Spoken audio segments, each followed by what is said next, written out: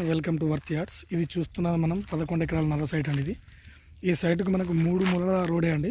ఇంట్లోకి వెళ్ళి ఇదొక దారి, ఇది 21 ఫీట్స్ దారి అండి.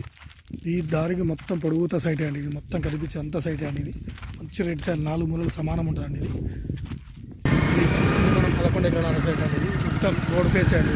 21 ఫీట్స్ రోడ్ ఫేస్ అండి. అంతా రోడ్ ఫేసే, 21 ఫీట్ రోడ్ ఫేస్. విలేజ్కి దగ్గరలో ఇందులో ఒక బాయి, ఒక బోరు, ఇందులో మక్కున్నాడు.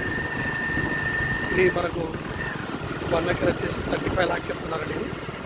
ఇందులో బాయి, బోరు విలేజ్కు దగ్గరలో మనకు ముందు విలేజ్ అని కనిపించేది, అదే డబల్ రోడ్కి దగ్గరలో సైడ్. ఇది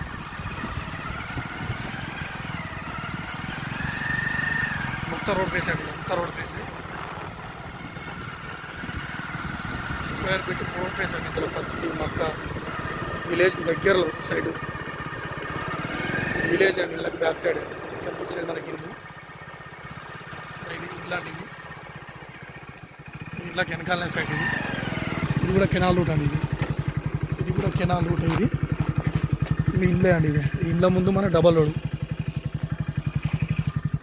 ఇది సైట్ అండి. ఇది మనకి 11 ఎకరాల నర సైట్ అండి. ఇది మొత్తం రెడ్ సాయిల్ భూమి అండి. ఇది మనకు 1 ఎకర్ వచ్చేసి 35 lakhs చెప్తున్నారండి. ఇది మనకి హుస్నాబాద్ 4 వే నుంచి మనకి ఎగ్జాక్ట్లీ 3 కిలోమీటర్లు ఉంటుందండి. కోయడకు కూడా 3 కిలోమీటర్లు ఉంటుందండి. హుస్నాబాద్కి మనకి ఒక 15 కిలోమీటర్లు వస్తుందండి.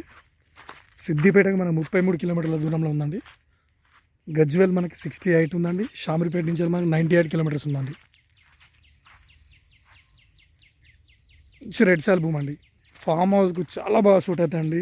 మనం ఇందులో మ్యాంగో గార్డెన్ పెట్టుకున్నా కూడా మంచి రెడ్ సాయిల్ భూమి. విలేజ్కి దగ్గర పక్కనే ఇల్లు అండి. మనకి ఇళ్ళకి వెనకాలనే సైట్. ఇది మంచి రెడ్ సాయిల్ భూమి. ఇది మంచి స్క్వేర్ బిట్ అండి. మళ్ళీ స్క్వేర్ షేప్లో ఉంటుందండి. ఇది మంచి రెడ్ సాయిల్.